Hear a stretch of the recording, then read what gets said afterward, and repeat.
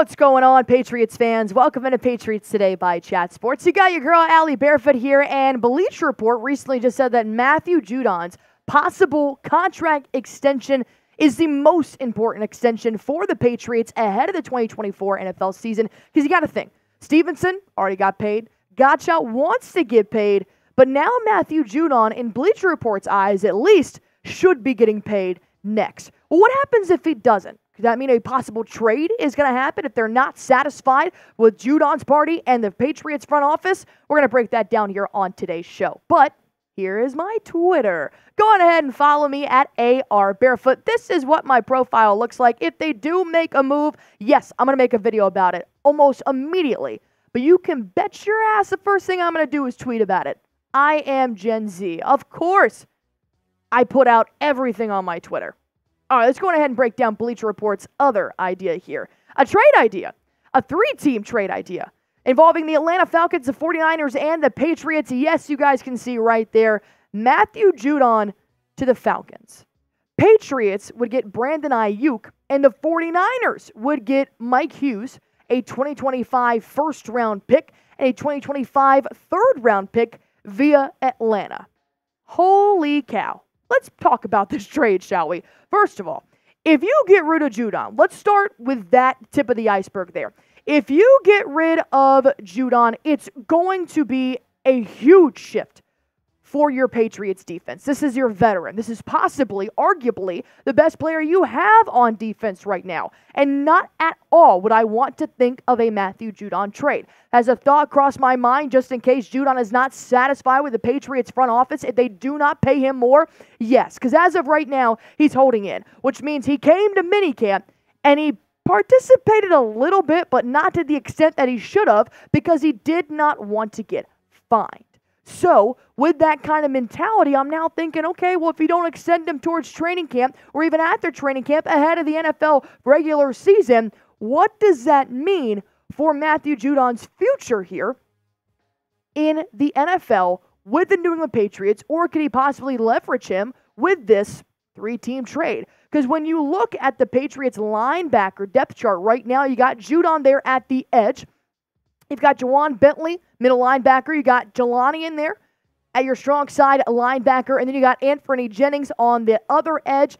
And all I'm saying is if you give up Judon on this linebacker depth chart right now, Jennings is going to have some big shoes to fill. And that's only meaning if they end up using Jennings to the other side where Judon has locked down for the last 2 years for the New England Patriots, despite the injury they did have last year. So there's going to be a lot of movements. But I would expect Jennings to have to step up and take over for that edge position unless they trade or go get somebody else that can fill that role. But regardless, that's some pretty big shoes to fill. Not to mention, you're really taking away a pretty big sack leader here for the Patriots as well. From 2019 to 2020, Matthew Judon is in the top 5 of NFL sacks. You got TJ Watt, Myles Garrett, Cameron Jordan, Aaron Donald, who is one of my favorite defensive players in the NFL, or was in the NFL. And you got Matthew Judon here, 43.5 sacks from 2019 to 2022, and he only played 4 games in 2023. And if we look at what he's done, this is what I'm talking about. Only 4 sacks in 4 games played last year, 1-for-1. 15.5 sacks in 17 games in 2022, all the way down to 12.5. 6 sacks in 2020 as well. And we know that not all of that was with the New England Patriots. Some was with the Baltimore Ravens here. So it is interesting that it's going to take a lot for me to trade away Matthew Judon. I love the guy. I think he's fantastic. I think he's an anchor on your defense. And the fact that he missed pretty much all of the season last year, minus 4 games, and still had a sack in each of those games tells me he has so much left in the tank this season. But money talks. And I know that Judon got his contract tweaked a little bit last year, but I've made this point before, is that Judon had a much better 2022 to have that leverage to tweak his contract going into 23. But because he only played 4 games because of that injury, I'm now talking, if Judon's like, hey, here's what I did in 2022, well, it's 24. Maybe he doesn't have as much leverage. And he's got 1 year remaining on his contract. That's why he's telling the front office, hey, man, extend me, do something with me. He's got a cap hit of $14.5 million, dead cap of 10. Cap savings would be $6.7 million and a base salary of 6.5. Here's my overall analysis. I don't want to trade Judon. I don't.